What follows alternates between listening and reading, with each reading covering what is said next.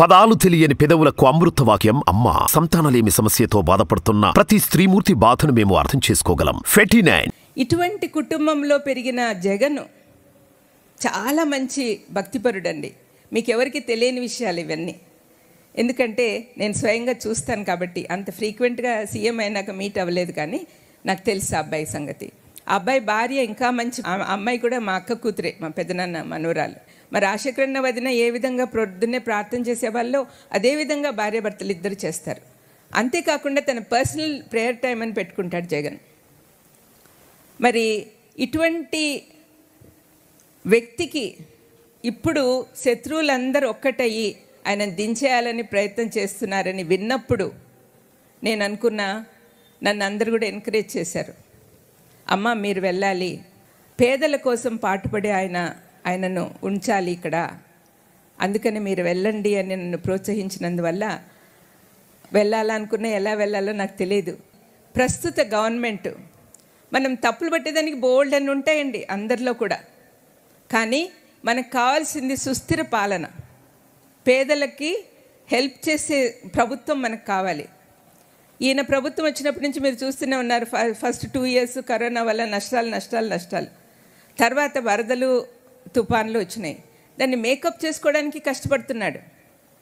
మరి మనము సడన్గా ఆయన దించేస్తే ఏమవుతుంది? మనకే నష్టం.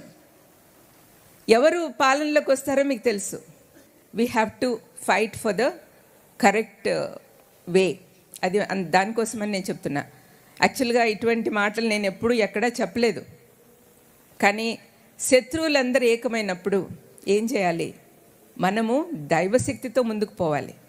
ఒకసారి జగన్ అడిగాను చాలా కాలం కిందట, పార్టీ పెట్టకముందు, ఏంటన్నా సోనియా గాంధీ అంత కఠినంగా ప్రవర్తిస్తుంది, ఏమనుకుంటున్నావు అంటే, ఏమన్నాడంటే, ఈ మధ్య ఒక వారం కిందట నేను కలిశాను. ఏంటన్నా శత్రువులందరూ ఒకటవుతున్నారంట, మరి ఏం చేయాలనుకుంటున్నావు అంటే, నేను నిశ్చింతగా ఉన్నానత్త, పదవి దేవుడిస్తే వస్తాడు, లేకపోతేలా.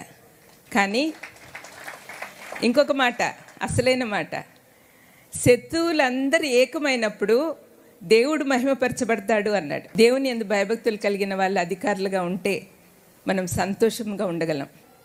కాబట్టి దయచేసి మీరు అందరూ ఆలోచించండి. మన దేశానికి, మన రాష్ట్రానికి ఏది మంచిదో మీకు తెలుసు. ముఖ్యంగా మన కమింగ్ ఎలక్షన్స్లో మీరందరూ ఒక్కటైతే ఎవరండి మనకు శత్రువులు పారిపోతారు. కాబట్టి దయచేసి నా మాటలు జ్ఞాపకం పెట్టుకోండి. ఇంకొకసారి మనకి ఈ ప్రభుత్వమే కావాలి అని ప్రార్థన చేయండి. జగన్ కోసం చాలా శత్రువులు ఎక్కువైపోతున్నారు, శత్రుత్వం ఎక్కువైపోతా ఉంది. కాబట్టి ఆయనకి ఏ ప్రమాదం రాకుండా ఉండాలని, ఆయనకు హెల్ప్ చేసే వాళ్ళందరినీ కూడా దీవించమని మీరందరూ కూడా అర్థం చేయాలి. మరి రాజశేఖరన్న చనిపోకముందు లాస్ట్ మాట నాతో మాట్లాడింది ఏంటంటే, పాపాని పిలుస్తారు. పాప, నువ్వు మా పెద్దనాన్నగారు ప్రభుదాస్ గారని కొంతమంది వినే ఉంటారు. ప్రభుదాస్ పెద్దనాన్నలాగా నువ్వు కూడా సువార్థికురాలువైనావని తెలిసింది పాప. అయితే చాలా జాగ్రత్తగా ఉండు, నీ చుట్టూ ఉన్న వాళ్ళందరూ కూడా అంత మంచి వాళ్ళేం కాదు అన్నాడు.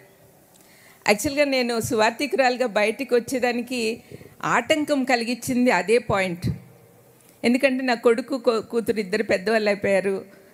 నా కొడుకు అంటాడు, మమ్మీ 20 సంవత్సరాలు నువ్వు కాళ్ళు అడుగు బయట పెట్టకుండా గడిపావు, మరి లోకమంతా చాలా చెడిపోయింది మమ్మీ, నీకు తెలీదు, యు కాంట్ సర్వైవ్ అని చెప్పాడు. ప్రతిరోజు నేను మీటింగ్కి వెళ్ళి వస్తే గొడవే ఇంట్లో. వాళ్ళకి ఏం అవసరం ఉన్నా నాకు ఫోన్ చేసి ప్రార్థన చేయమని అడుగుతారు. మనం మాదిరి జీవితంలో ఉంటే, అంటే నేను మీకు చెప్పిన మాటలు ప్రేమలోను, ప్రవర్తనలోను, విశ్వాసంలోను, అన్నిట్లో మాదిరిగా ఉండమనేది కేవలం చిన్నపిల్లలకే కాదండి, మాలాంటి వాళ్ళకి కూడా అంటే అది కూడా మేము కూడా చెయ్యాలి అని మా జీవితాల్లో కూడా అన్వయించుకోవాలి. అవి అందరికీ అవసరం. మరి మనల్ని చూసి అందరూ మారాలండి. మనము మాదిరిగా ఉండాలంటే మన జీవితమే ఒక మాదిరిగా ఉండాలి. ఈ కాలంలో యవనస్తులకు ఎన్ని శోధనలండి, సో మెనీ టెంప్టేషన్స్. అటువంటి శోధనలో పడకుండా ఉండాలి అంటే దేవుని శక్తి కావాలి. బురదలో పుష్పం ఉంటుంది కదా, తామర, ఆ లోటస్ లాగా ఉండాలి. మీరు నోటీస్ చేసి ఉంటారు, పల్లెటూర్లలో ఉన్నారు కాబట్టి ఎట్లా ఉంటుంది, బురద ఉంటుంది, బురద గుంటల్లో ఆకులు కానీ ఆకుల మీద నీళ్లు పోస్తే పాదరసంలా గట్టి నిలబడిపోతాయి. ఆ పువ్వుకు ఏమాత్రము మలినం అంటుకోదు. మరి అలాంటి వాళ్ళుగా మనం అందరం ఉండాలి. జగన్మోహన్ రెడ్డి గురించి కూడా కొన్ని మాటలు మీకు చెప్తాను. రాజశేఖరన్న భార్య వదిన విజయమ్మ, ఆమె ద్వారానే నేను దేవుని దగ్గరికి తీసుకురాబడ్డాను. చెప్పాలంటే శత్రువులందరూ ఒక్కటయ్యి ఆయన దించేయాలని ప్రయత్నం చేస్తున్నారని విన్నప్పుడు నేను అనుకున్నా, నన్ను అందరూ కూడా ఎంకరేజ్ చేశారు.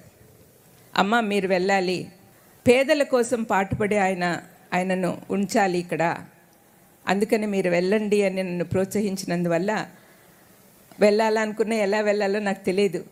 ప్రస్తుత గవర్నమెంట్ మనం తప్పులు పట్టేదానికి బోల్డ్ అని ఉంటాయండి అందరిలో కూడా, కానీ మనకు కావాల్సింది సుస్థిర పాలన, పేదలకి హెల్ప్ చేసే ప్రభుత్వం మనకు కావాలి.